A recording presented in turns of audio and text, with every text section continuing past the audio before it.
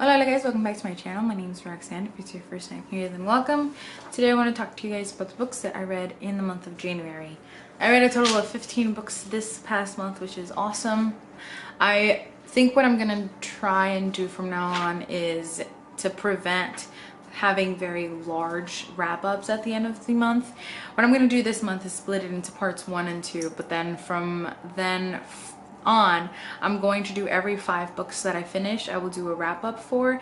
That way I have more time to talk about the books and I don't have to wait as long to talk about them, and all of my thoughts are so fresh. So I think that's going to be a change coming for my channel, is that this one's going to be 2 parts, and then from then on it'll be every 5 books that I finish.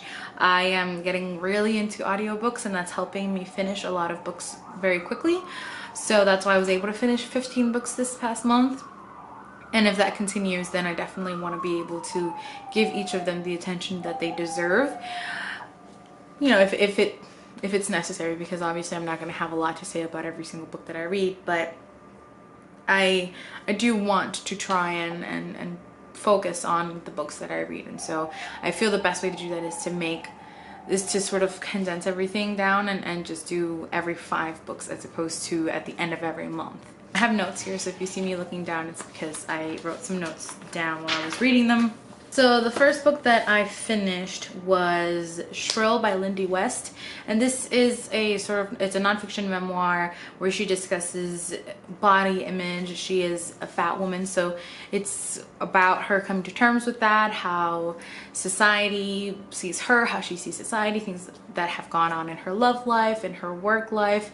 And it was funny and it was entertaining and it was insightful, but at the same time I felt like maybe it wasn't anything that was gonna leave a very lasting impression on me. And I think I maybe read it too quickly after Hunger by Roxane Gay, where I really felt like that was a punch in the gut, kind of really heavy, great read that really left a lasting impression. Lindy West was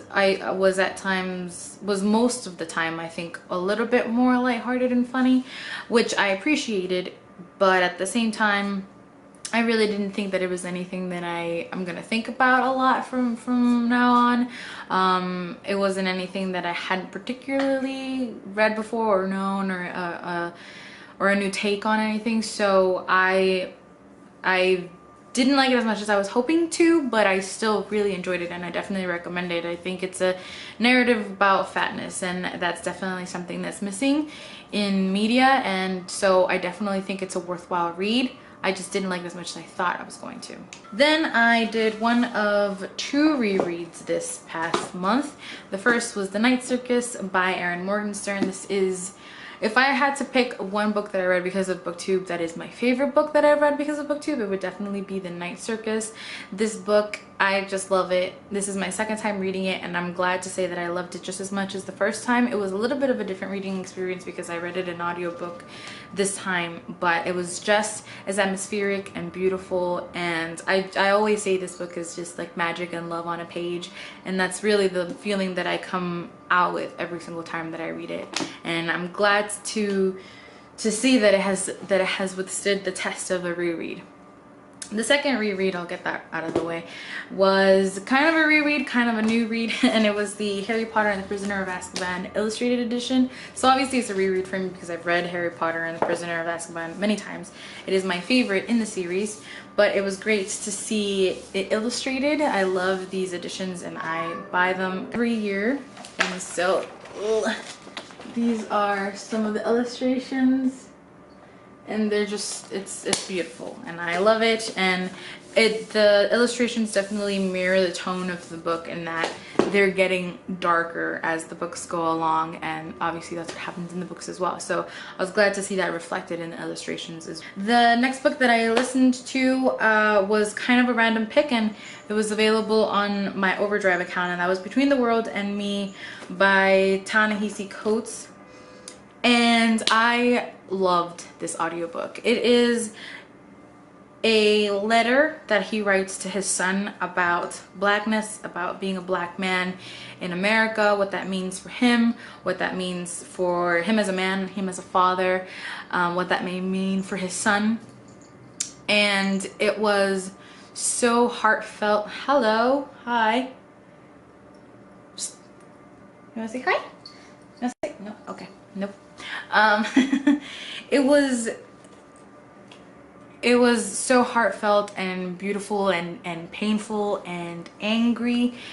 And even though I, as a woman and as a non-black Latina, can't put myself in his shoes, it is so understandable the where he's coming from and all the anger that he feels. As anyone who has paid sort of any attention whatsoever, I definitely understand why he feels everything that he feels. And I think I can definitely see what some of the reviews mean by saying that the first part of the story was, or the first part of the letter was maybe a little bit stronger than the second part. But I think overall it was a beautiful read that I think everybody should pick up. It's very short. The audiobook is very short as well, if you can get your hands on that, because I think if you haven't had your eyes opened yet to what goes on in this country when you're a black man, when you're a black individual, then I think that book may help. And I think I recommend it to everybody because it's very, very impactful. The next book that I read was The Girls Who Went Away: The Hidden History of Women Who Surrendered Children for Adoption in the Decades Before Roe v. Wade by Ann Fessler.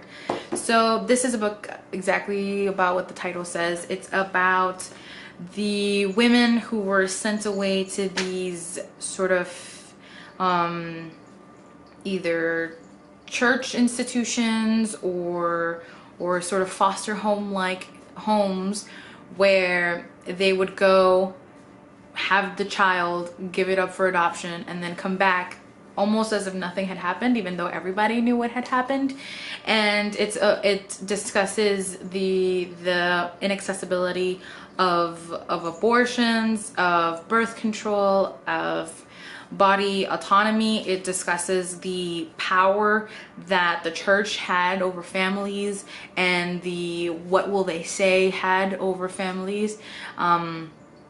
And it was really sad to read these stories. It does get a bit repetitive. You kind of hear the same story over and over again, but I understand why she did that. Obviously, she wants you to see how many slight variations all of these stories had, and just how many women were impacted. I really appreciate that she discusses the differences between how black families dealt with this and how white families dealt with this, how a lot of these opportunities were not available for black women. They didn't have these homes that were available to them because many of them were segregated. They did not accept black women. The fact that culturally black women were less likely to give up their child.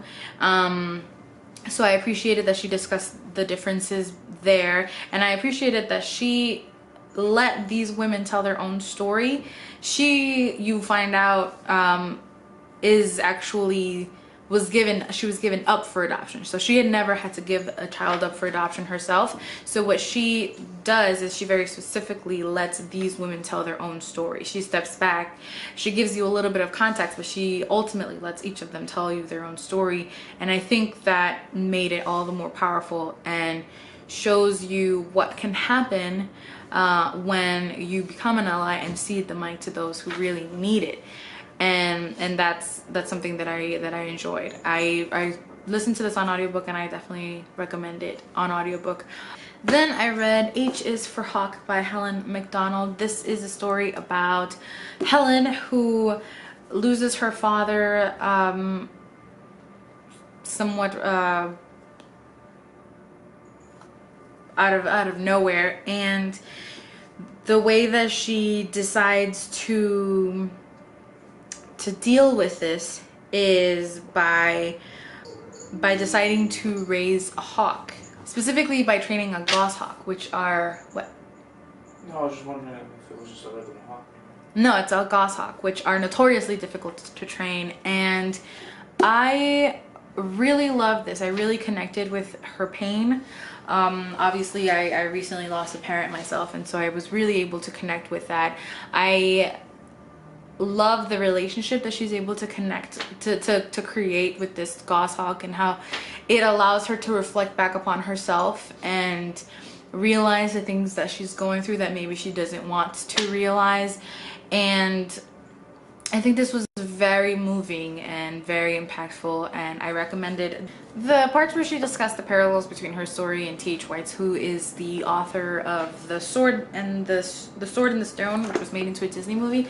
I didn't quite enjoy as much as her own story, but I understand why she kept mentioning it. Obviously, it was something very impactful to her, and it wouldn't have been genuine for her not to discuss it, because it had such an impact on her life as a child and then as a goshawk trainer herself. So I just myself didn't really enjoy them. I wanted to hear more about her specifically. This goes to show how different my reading taste is from a few years ago. A few years ago, I probably would have found this too slow and boring, but really this was the perfect type of read for me now. I love slower, more in-depth discussions about life and people, and this was just that.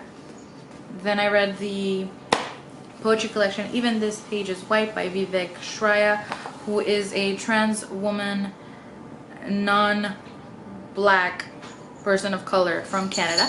And it's really not only just poetry. It has lists, it has sort of repeated mantras. This just says, I will not make this about race. I will not bring race to my school.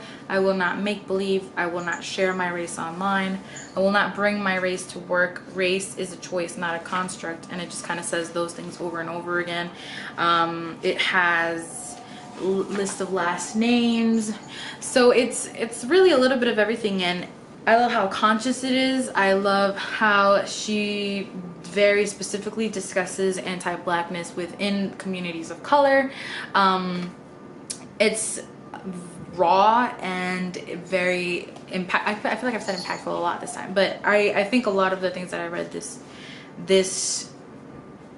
month have been, and I just had a really good reading month. And she even has a discussion in here where she discusses things with people who are socially conscious but white, and how they perceive the issues that she's exploring here. So she wants to see their perspective as well, and it's just great. So there's this one that I really loved, and it says, count the brown people in your iTunes, Twitter feed, friend circle, sex life, cafe, classroom, textbook, neighborhood, on the walls of your art gallery, TV screens, listed credits at your galas, dance dinner, houses, holiday parties, staff meetings.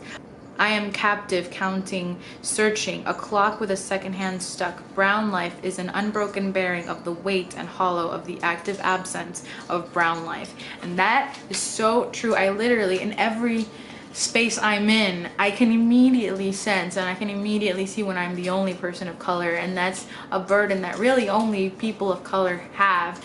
But it is something that we always do, and I read that and it was just like, so I recommend this one.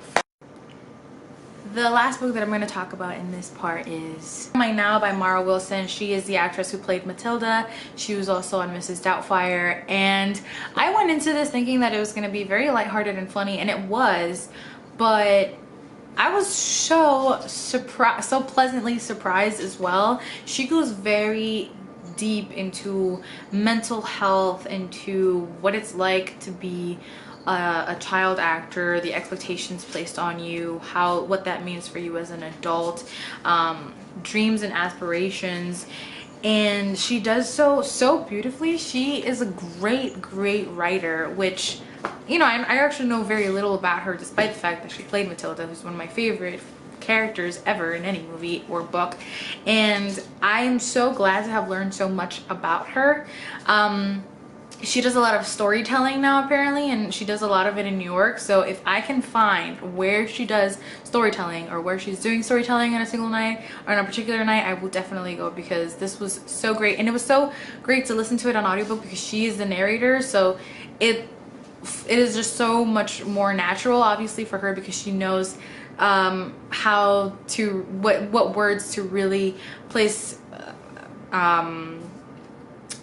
the tone in which certain things should be said, and what things are meant to be funny and lighthearted and things like that. And it was really great. It was very entertaining and really touching as well. Let me know what you think about any of these books. If you've read them, let me know what you read in the month of January. As always, thank you for watching and for listening. I love you guys.